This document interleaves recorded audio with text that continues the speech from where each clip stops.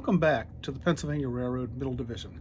Today we're going to talk about making scale trees out of super tree material. This section of the layout, Man's Narrows, was the first area where I used my method for super trees. 10 years later, it's still looking pretty good. This area also earned me my Achievement Program Certificate in Scenery from the NMRA. For this task, we need super tree material, which is available from Scenic Express. We also need some gray primer to paint that material, extra hold hairspray.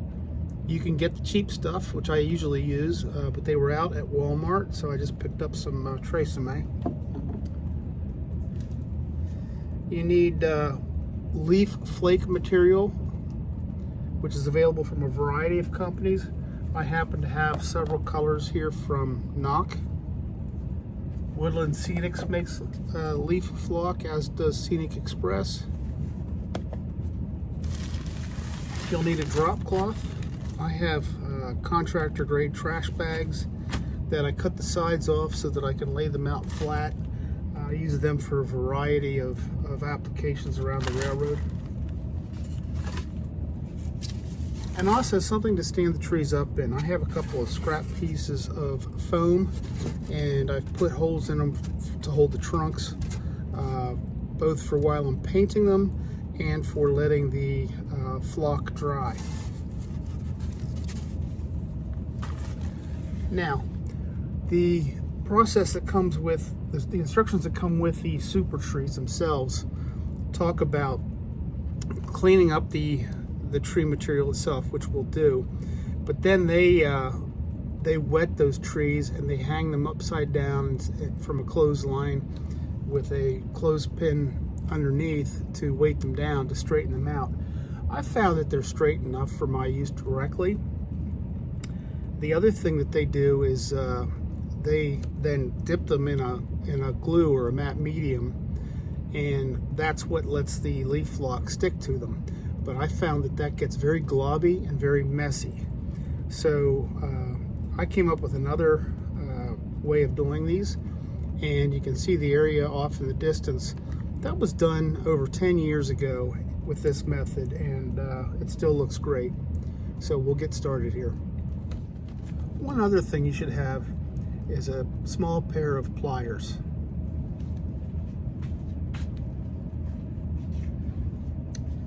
And you pull out one of the armatures from the super tree box, and if you look very, very close, you'll see these little leaves in there.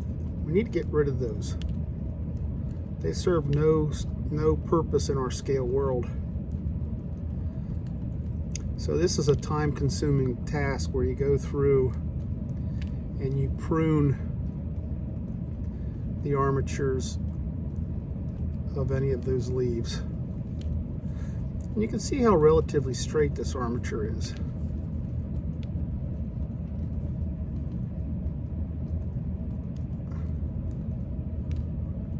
And if you miss one or two, that's not the end of the world.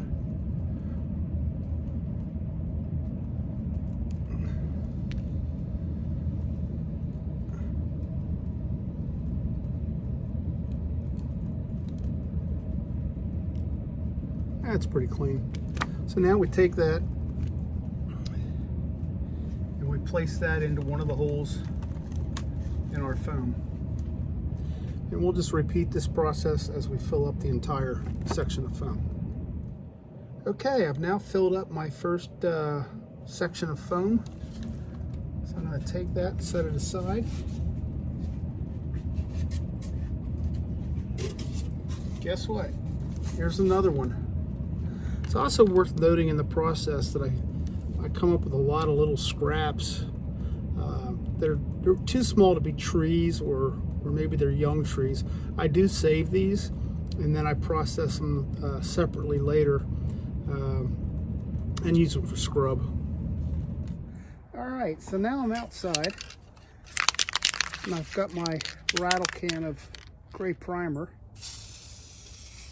And I need to spray these trees pretty much from all four sides to make sure I get good enough coverage.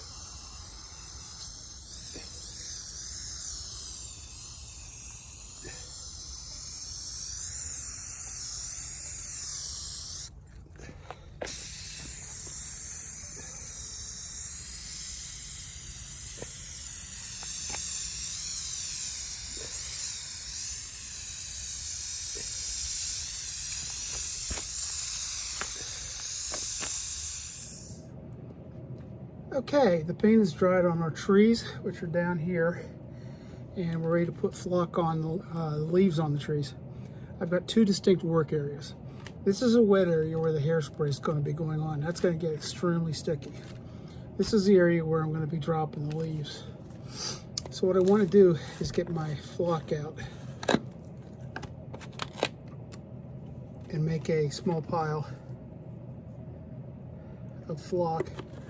And I modeled the fall, so sometimes, you know, some of the trees are turning and they're yellow, or maybe even now and then you'll see a red one. So I make separate piles, and you do want to space them apart, and you'll see that why in a moment. This is going to be off camera, but I got a red pile down here. So what I do is I go down here, grab one of my trees, which is now gray, and I'm going to come over here and I'm going to cover it with hairspray, and that's going to become the glue to hold the flock on. Quickly go over here, hold the tree right over top, because whatever misses the tree and falls through and doesn't attach, I can reuse.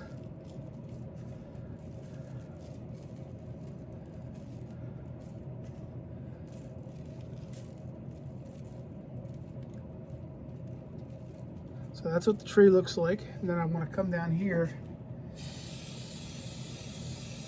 hit it again to affix it, and that'll dry and look pretty good.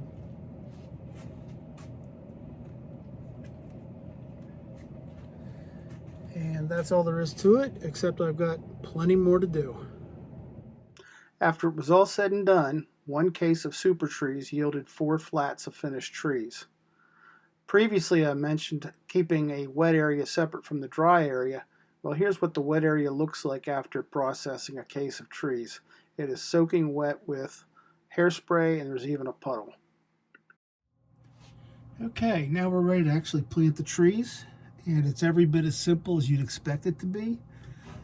We're going to need a small hand drill, or in the case of some larger trees, electric drill with a larger bit. And sometimes you end up with a trunk that is too small for the hole, so you might need a little bit of a white glue. And on some of the trees, if you can't get a good grip around the base with your fingers, you might want to use, you know, some small modeling pliers. But literally, all you do is drill down into the scenery. Now my scenery is, at this location, is foam with Sculptamold on top. Other places I have cardboard mesh with plaster cloth, and then I have Sculptamold on top of that. That gives it depth. The problem you run into if you only have cardboard mesh and plaster cloth is it's so thin that the trees just want to topple because there's nothing of meat to hold them in place. So now I've got my hole. Notice I haven't pulled my drill out, because when you've got a base coat of scenery in, you pull that drill bit out, you're gonna not be able to find that hole again. So I keep it into the last moment. Then I come along with my tree, push it down in, and that's it. It's planted.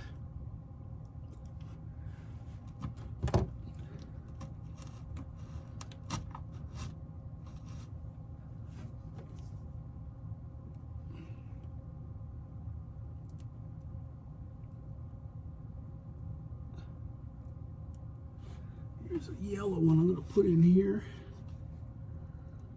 It's fall is coming on my layouts. There's a few red trees, but mostly green and some yellows in there. And this particular hill between the tracks and Roundhouse Road did not have a lot of trees on it, so that's going to be a little thin. But we'll stop back when I have this whole area done. Stay tuned. So here's the area that I planted of trees at the east side of the Granville Bridge.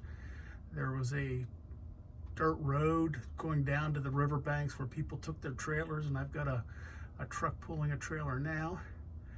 And as I back up towards Roundhouse Road, I have a stand-in Pensy signal bridge that'll be replaced later. This one is not quite spaced right. And as we turn and look up Roundhouse Road, you'll see the area that we just did, and it's looking pretty good. And that's my take on SuperTrees.